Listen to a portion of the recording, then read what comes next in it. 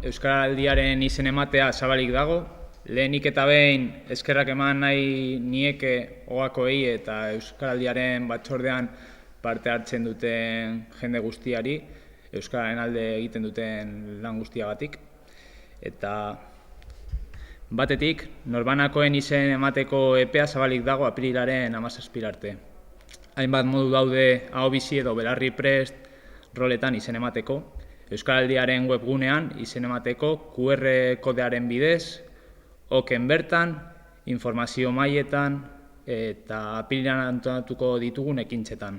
Apirilaren 10ean laburbiraren emanaldian edo apirilaren 12an Gazteontzako sagardoteriako txangoan. Bestetik, entitateen izen emateko epea maiatzaren 14 arte irekita egongo da, baina bakarrik oinarrizko lanketa egin nahi duten entitateentzat.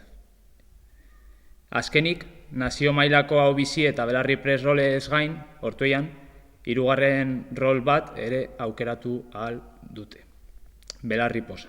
Belarri pos modu honetan izen emateko, 946640200 Ortuellako udalaren zenbakian, edo baita ere zabaldu ditugun QR kodeen bidez edo linkan.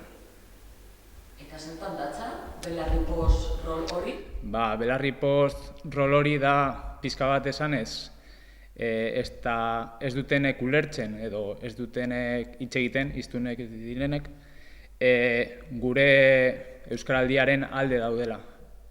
Pozik daudela Euskaraz entzuteaz, baina ez dutela ulertzen.